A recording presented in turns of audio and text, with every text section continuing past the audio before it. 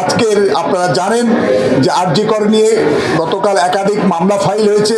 তার হিয়ারিং আর কিছুক্ষণ পরেই এই কলকাতা হাইকোর্টে শুরু হবে এবং সেখানে অবশ্যই আশা করা যায় কলকাতা হাইকোর্ট একটা রায় দেবে।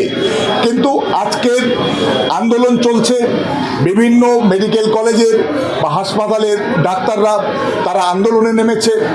শুধু পশ্চিমবঙ্গে নয়, ভারতবর্ষের বিভিন্ন প্রান্তের মেডিকেল কলেজের ছাত্রছাত্রী এবং ডাক্তাররা তারা সবাই কিন্তু পথে তারা আন্দোলনে নেমেছে। এবং এই যে আন্দোলন কেন নেমেছে, এখানে আমি মনে করি যে আরজি কর হসপিটাল কর্তৃপক্ষ সেখানেই কিন্তু তারা এই আন্দোলনের বীজটা তারাই বুনেছে। কারণ তারা প্রথমে যে ফোনটি তার পরিবারকে করেছিল, পরিচয় দিয়েছিল নাকি ওই অ্যাসিস্ট্যান্ট সুপার অফ আরজি কর হসপিটাল, সেখানে বলা হয়েছে নাকি মেয়ে সুসাইড করেছে। কিন্তু সেখানে এবং তারপর তার থ্রোয়িং অ্যাটিটিউড, কথাবার্তা যেটা যেভাবে বলেছে সেটা কিন্তু তাদের কাছে খুব যন্ত্রণাদায়ক বলে মনে হয়েছে। তারপরে পুলিশ প্রশাসনের একাংশ তারাও বিভিন্ন সময় যে মন্তব্য করেছে, কথাবার্তা বলেছে, সেখানেও কিন্তু বিরূপতা লক্ষ্য করা গেছে বা পরস্পর বিরোধী অবস্থার লক্ষ্য করা গেছে। ইতিমধ্যে একজন গ্রেপ্তার হয়েছে, আপনারা সবাই জানেন। কিন্তু বারবার সব জায়গা থেকে, সব পক্ষ থেকে দাবি উঠছে যে এমন যে লোমহর্ষক ঘটনা, এত মানে অত্যাচারের চিহ্ন সারা শরীরে, সেটা কি কোনো একজনের পক্ষে সম্ভব নাকি আরও কেউ জড়িত আছে? সেখানে কোনোভাবেই হলফ করে বলা সম্ভব নয় আমাদের, কারণ আমরা কেউ চাক্ষুষ করিনি ঘটনা। সিসিটিভি ক্যামেরা, পারিপার্শ্বিক সমস্ত প্রমাণের ভিত্তিতেই পুলিশকে যত দ্রুত সম্ভব খুঁজে বের করতে হবে, একজন না একাধিকজন, সেটা তাদেরকে নিশ্চিত করতে হবে। কোনো পক্ষ থেকেই আগ বাড়িয়ে বলা উচিত নয় একজন নয় বা অনেকজন, ইত্যাদি, বা একজনই, এটাও বলা ঠিক নয়। একের অধিক হতে পারে, প্রমাণ সাপেক্ষ তদন্ত চলছে। আপনারা জানেন রাজ্য সরকার সিট গঠন করেছে, 7 জনের সদস্য ছিল সিটের প্রথমে, পরবর্তীতে সেই 7টা বাড়িয়ে 63 জনের সিট গঠন করেছে। এটা বোধহয় মানে একেবারে খুব কম এরকম উদাহরণ আছে। 63 জনের একটা সিটের সদস্য, স্পেশাল ইনভেস্টিগেশন টিম, সেখানে তারা তদন্ত করছে। আমি আশা করি এবং বিশ্বাস করি তার এই বোন যে চলে গেছে তার পরিবার ন্যায় বিচার পাবে যত দ্রুত সম্ভব। একই সঙ্গে প্রশ্ন উঠছে, কথা উঠছে যে আনিস খানের ব্যাপারটা কি হলো। মুখ্যমন্ত্রী প্রকাশ্যে ঘোষণা দিয়েছে রবিবার পর্যন্ত যদি তার এই স্পেশাল ইনভেস্টিগেশন টিম সিট যদি কিনারা করতে না পারে, রবিবারের পরে তিনি সিবিআইকে দিয়ে দেবে। অথচ আনিস খানের বাবা আনিস খানের মৃত্যু রহস্যের কিনারা করার জন্য সিবিআই তদন্ত চেয়ে বারে বারে হাইকোর্টে এসছে, কিন্তু তার সব সময় রাজ্য সরকারের পক্ষ থেকে বিরোধিতা করা হয়েছে। কেন এমন হবে? আপনি একটাই না চাইতে আপনি নিজের থেকে ঘোষণা দিয়ে দিচ্ছেন, আর একটা ক্ষেত্রে আপনি বিরোধিতা করছেন, আপনার প্রশাসন বিরোধিতা করছে, এর দ্বিচারিতা কেন? ঠিক একইভাবে আপনার যে দোলাহাট দক্ষিণ 24 পরগনার, সেখানে আবু সিদ্দিক হালদারকে কি ভয়ঙ্করভাবে পিটিয়ে হত্যা করা হয়েছে, অভিযোগ পুলিশের বিরুদ্ধে, অথচ সেখানেও সিবিআই তদন্ত তার পরিবার চাইছে, তার আইনজীবীরা হাইকোর্টে এসছে, কিন্তু সেখানেও কিন্তু রাজ্য সরকার বিরোধিতা করছে। ফলে ন্যায় বিচার, আমার যে বোন আরজি করে, যে চিকিৎসক বোনকে হত্যা করা হয়েছে, ন্যায় বিচার তার এবং তার পরিবারের পাওয়া উচিত। একইভাবে আবু সিদ্দিক হালদার বা আমাদের আমতার, হাওড়া জেলার আমতার আমাদের আনিস খানেরও পাওয়া উচিত।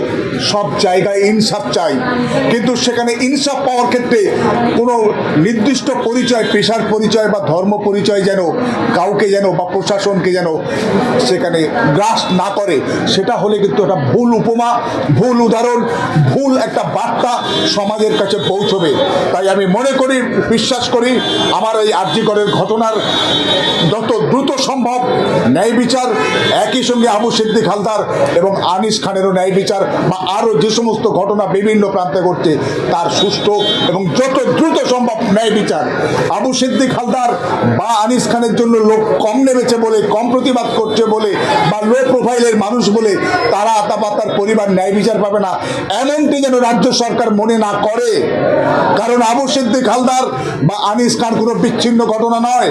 এইভাবে বাংলার বিভিন্ন প্রান্তে কিছুদিন আগে আপনারা জানবেন যে বারুইপুর জেলে 4 জন সংখ্যালঘুকে পিটিয়ে, জেলের মধ্যে পিটিয়ে মারা হয়েছে। ন্যায় বিচার কোথায়? তাই রাজ্য সরকারকে, মুখ্যমন্ত্রীকে কিন্তু সেখানে নিরপেক্ষ ভূমিকা পালন করতে হবে। কোনো দ্বিচারিতা নয়, কোনো রকম মানে বিশেষ পরিচয়ের কারণে বিচার পাওয়া বা না পাওয়া এটা যেন নির্ভর না করে, সেটা তাহলে কিন্তু ভুল উদাহরণ হবে এবং সেটা কিন্তু আইনের শাসন হবে না, শাসকের আইন হবে। আমরা দেখলাম যে কামধুনি কাণ্ডেতেও রাজ্য সরকার সিবিআই দিয়ে অনিয়া সিবিআই দেয়নি, 11 বছর মামলা এখন সুপ্রিম কোর্টে ঝুলে রয়েছে। তাহলে আরজিকর কাণ্ডে যে এরকম ছাত্ররা যেরকম আন্দোলন শুরু করেছে, এই আন্দোলন দেখে কি মুখ্যমন্ত্রী ভয় করেছেন? ইতিমধ্যেই আপনারা দেখেছেন যে এই ছাত্রদের আন্দোলনে আমাদের পড়োশী দেশ বাংলাদেশ কিন্তু সেই দেশের প্রধানমন্ত্রী পালাতে সক্ষম হয়েছে। কী বলবেন? এখন ব্যাপারটা হচ্ছে কামদুনি কাণ্ডে যেটা হয়েছে, কিন্তু আপনারা জানবেন যে একাধিক আসামি তারা সাজা প্রাপ্ত হয়েছে এবং সেখানে কয়েকজন তাদের কম মেয়াদের সাজা ছিল, সেই কম মেয়াদ শেষ করে তারা ছাড়া পেয়েছে হাইকোর্টের অর্ডারে। কিন্তু সেখানে আমরা দেখেছি রাজ্য সরকারের পক্ষ থেকে বিশেষ করে সরকারি আইনজীবী ছাড়া ছিল। এটা একটা চলছে যে আমাদের সরকারি আইনজীবী বিশেষ করে সেশন কোর্টে সেখানে প্যানেল পিপি হয়, সেখানে যখন সরকার বদলে যায়, একটি নির্দিষ্ট রাজনৈতিক দলের সরকার আসে, তখন সেই প্যানেল পিপিগুলো চেঞ্জ হয়ে যায়, অর্থাৎ সেই নির্দিষ্ট রাজনৈতিক দলের যারা অ্যাডভোকেট তারা গিয়ে পিপি হয় এবং তারা বিভিন্ন সময়ে আমরা কামদুনি কাণ্ডে দেখেছি তাদেরকে চেঞ্জ করতে হয়েছে, তাদেরকে বদলে দিতে হয়েছে, তারা কেউ চাইছে না বা কেউ পারছে না। এরকম কিন্তু বহু ঘটনা ঘটেছে কামদুনির ক্ষেত্রে। ফলে সেখানে কিন্তু মানে এই শাসক দলের মানে বদান্যতায় প্যানেল পিপি হওয়া, তারা বেশিরভাগ ক্ষেত্রে অযোগ্য বা অপদার্থ লোকজন ঢুকে পড়ছে, তারা সঠিকভাবে কিন্তু যেটা প্রসিকিউশন কেসকে আদালতে উপস্থাপন করতে পারছে না, সেই কারণেই কিন্তু অনেক কেস ক্ষতিগ্রস্ত হচ্ছে বা ন্যায় বিচার থেকে তার পরিবাররা, ভিকটিমের পরিবাররা তারা বঞ্চিত হচ্ছে। তাই সেখানে কিন্তু ভালো লয়ার, ভালো যাতে পিপি মানে পুলিশ প্রসিকিউটর বা পাবলিক প্রসিকিউটর যাতে পায় সেটাও কিন্তু দেখতে হবে।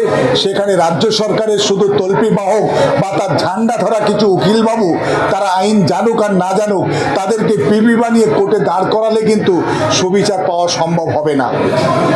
অযোগ্য বা অপদার্থ লোকজন ঢুকে পড়ছে, তারা সঠিকভাবে কিন্তু যেটা প্রসিকিউশন কেসকে আদালতে উপস্থাপন করতে পারছে না, সেই কারণেই কিন্তু অনেক কেস ক্ষতিগ্রস্ত হচ্ছে বা ন্যায় বিচার থেকে তার পরিবাররা, ভিকটিমের পরিবাররা তারা বঞ্চিত হচ্ছে। তাই সেখানে কিন্তু ভালো লয়ার, ভালো যাতে পিপি মানে পুলিশ প্রসিকিউটর বা পাবলিক প্রসিকিউটর যাতে পায় সেটাও কিন্তু দেখতে হবে। সেখানে রাজ্য সরকারের শুধু তল্পি বাহক বা তার ঝান্ডা ধরা কিছু উকিলবাবু তারা আইন জানুক আর না জানুক, তাদেরকে পিপি বানিয়ে কোর্টে দাঁড় করালে কিন্তু সুবিচার পাওয়া সম্ভব হবে না।